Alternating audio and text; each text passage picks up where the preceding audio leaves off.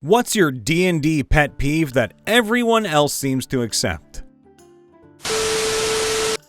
I think it depends. I hate when people say, want to roll for insert skill, which is why I say, I want to roll insert skill by doing this, this, and this. Then the DM will either say, cool, roll for it, or I think that would be insert a different skill. Explain why you are rolling for a check. Don't just say you're rolling for one. This is only an issue for me if they tell me they are rolling and throw the die. Some things don't require a roll, so either tell me what your character is doing and I might ask you to roll, or ask me if you can or need to make a check. I'm definitely in the school of thought to negotiate which checks to make as well. I love rolling dice too, but some things can just happen without it. What really drives me up a wall is a lack of engagement. I have a party of 4. Now, 3 of the 4 have given me varying levels of backstory and personality information, which allows me to create unique situations and storylines as well as tailor magic items or new abilities to them. Number 4, on the other hand, has given me next to nothing. Buddy, my guy, Scooter Skipperoo, I want to give you free stuff. I want to make you feel special. Let me love all of you. Don't get left out. Multiclassing for power instead of flavor. It especially annoys me when the character concept is all about the class they have the least amount of levels in. I was the greatest infernal pact warlock of all time. And the character has 2 levels of Hexblade and X levels of Sorcerer. People acting as if the DM doesn't allow every single published character creation option in every combination, they're controlling and limiting creativity. Just in general, treating the DM like they're a video game and not a fellow player who also gets to choose the type of game they want to play. Multi-page backstories.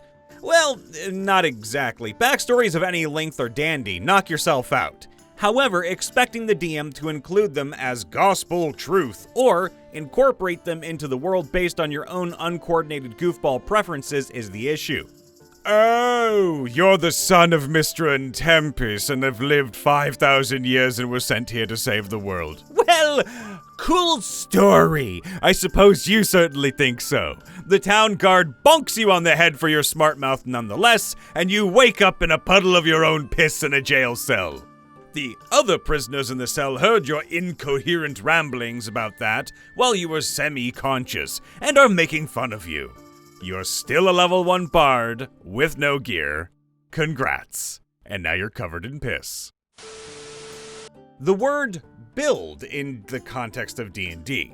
Now, I have no problem with a table that wants to play optimally, but the thing that I observe is that a lot of people have come to treat D&D like a competitive video game, even using the word meta to refer to the best race class spells in between balance patches, aka errata. I recall a post on a D&D sub a few days, maybe a week, sometime recently anyway, ago, saying, "What's the best class in the current meta?" Part of this stems from my playstyle. I lean hard on role-playing more than role-playing. So I find myself recoiling, politely but firmly, when I see someone say, "Look at my Warlock 2, Paladin 2, Fighter 11, Sorcerer 3 build, I'm so up!" Because when I look at that, my first thought is, oh cool, I wonder what sort of campaign and circumstances led that character develop that. Oh, it's a min-maxy power gaming stuff. Oh, okay, well, alright, okay. Or when people plan out their entire character from 1 to 20, regardless of how the campaign might change your plans. The classic example is a wizard always taking fireball or a druid always taking call lightning or conjure animals. Sure, it's useful, it's powerful, no shame in using it, but the point stands, I feel. I can love these spells while still acknowledging that they don't fit every character, just as I can say, "Warlocks are so cool, an agonizing blast is nice." But my paladin would never sell his soul or bind himself to an eldritch god for power. Not unless the game's story has driven him far, far from the comfortable walls that his oath provides him. Not having session zeros. They make things so much better. Yet I can count the number of them I've had in years of play on one hand. Sure, just showing up with a character is fine for one-shots and short campaigns, but if you want deeper, more involved campaigns, you need the prep work. Honestly, I'm fine with asking for rolls, as long as it's phrased as an objective in character.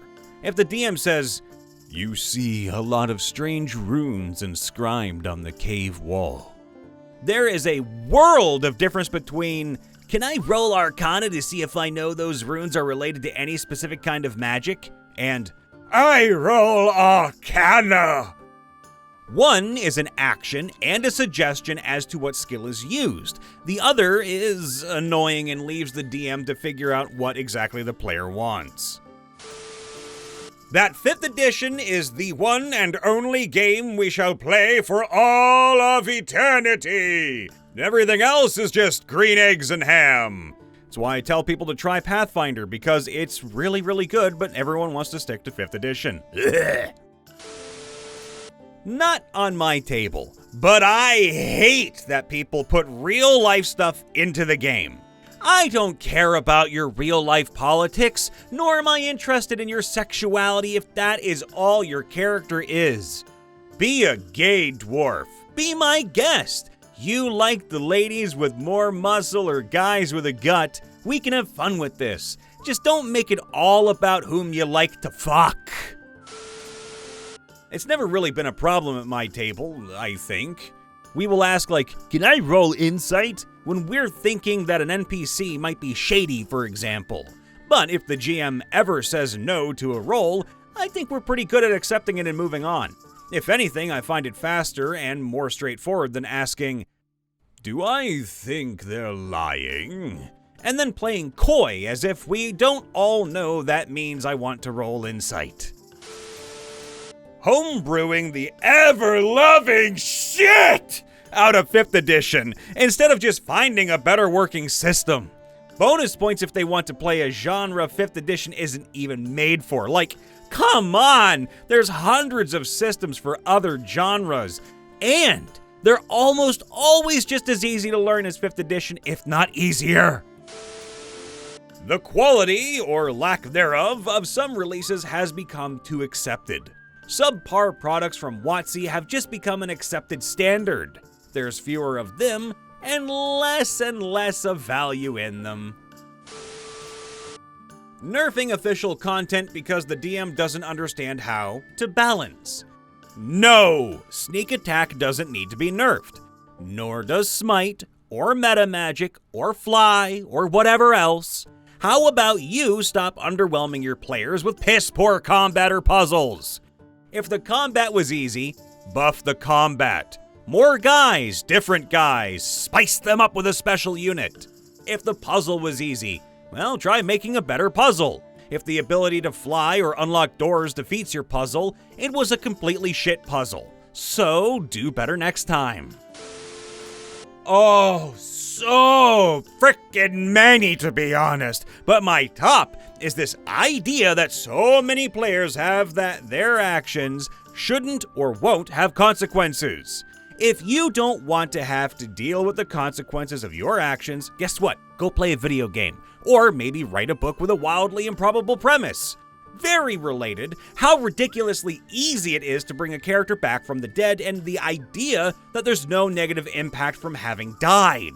Second place is the widespread acceptance of having wizards overwrite literally decades worth of established world lore when they made the realms the new default setting. Because having actual problematic elements in a fantasy world would maybe, I don't know, offend someone, so we can't have that, except the ones we didn't remove. And also, there's suddenly anthropomorphic animals everywhere because people taking forever with their turns. Get off your phone and pay attention to the game. As a DM, if you cannot tell me what you want to do in 30 seconds or so, I'm skipping you. Time doesn't stop for you to think. Not tracking ammo. I agree. 10 arrows, that's all you got. Party rules. You should play a cleric. We need a healer.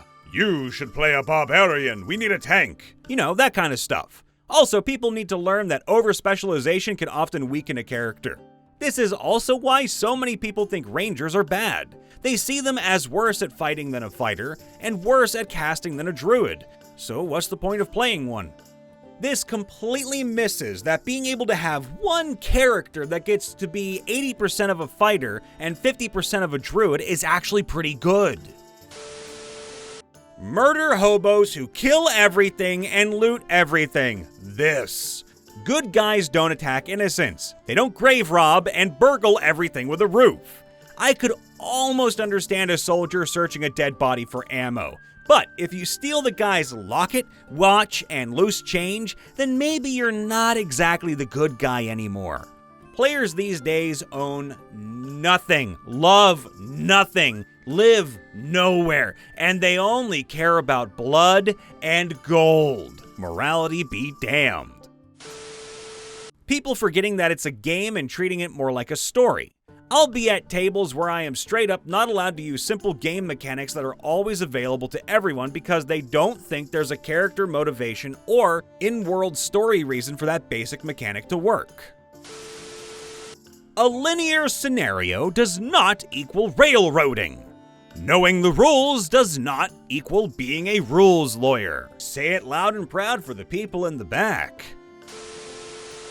Roommate of mine DMs a lot, but occasionally DMs for his roommates, us, every now and then. I'm a little biased because I'm not a big fan of his sessions. He runs stories that are a bit too goofy for me. For example, my buddy describes the style as being afraid to lean into something serious and cool and just passing it off as a joke. Anyway, the thing that annoys me the most is that whenever we enter a room or something, the first thing he does is make us roll perception. My guy. What is the point of my passive perception then? The notion that DMPCs and power gaming are somehow bad things. When it comes to DMPCs, it's less the idea itself and more that some people don't understand what's a DMPC and what's an NPC helper. Like, an NPC that helps in fights is not a DMPC. An NPC who can cast spells is not a DMPC. An NPC who guides the players in roleplay from time to time is not a DMPC. A DMPC is a problem when they steal the spotlight from players. As for power gaming, I think too many people misunderstand the types of power gaming. Too many people have heard power gaming horror stories and think they're all the same. A character who is min-maxed for, say, healing or tanking damage is not the same as an elven accuracy darkness hexblade who, again, steals the spotlight from others. I also think people don't understand that some tables run hard combat where power gaming is necessary, and that some people find fun in hard optimization. Also, there is a world of difference between "I'm trying to play the strongest character possible" and "I'm taking incredibly specific spells and abilities and trying to bend the rules to trivialize every aspect of the game." I'd take a party of Hexblade Paladins over a druid using Conjure Woodland Beings to get 4 castings of Polymorph any day of the week. Anyway, these are 2 things I always see being backlashed against when brought up in casual conversation, and it's incredibly annoying. People dismissing alignment. Almost every example I've seen has come from people who do not understand how it works. Like, sure, if your world has no morality, then fine, but I'm never going to stop using it, as it's a really fun tool. Not sure if it's just me, but DMs never wanting to actually kill a player character. I've seen it time and time again. Enemies will either actively choose the wrong thing to do, or seemingly just start missing everything multiple turns in a row. I've seen DMs go as far as healing downed players for no explainable reason, or introducing an NPC that shows up to help out of nowhere for just that combat and is never seen again. Add in the fact that a lot of DMs will just have huge diamonds at the supermarket for you to buy, and dying is a non-existent threat, and that just takes away from the story for me. It's like having a Dragon Ball Z type situation where you have infinite wishes on the Dragon Balls and can come back every single time when you die, cause why not? It's not fun if you're dead. Hey everybody, Brian Von VA checking in after the vid. Make sure to leave a like, subscribe, ring that bell, and let us know in the comments below what's something that's become commonly accepted in D&D that just annoys the heck out of you. And of course, if you ever want to do a huge favor for us, make sure to join our membership program. It costs you very little, but it lets you have early access to videos, and it keeps our lights running. We love you all. Please be safe, happy, and healthy. Toodaloo.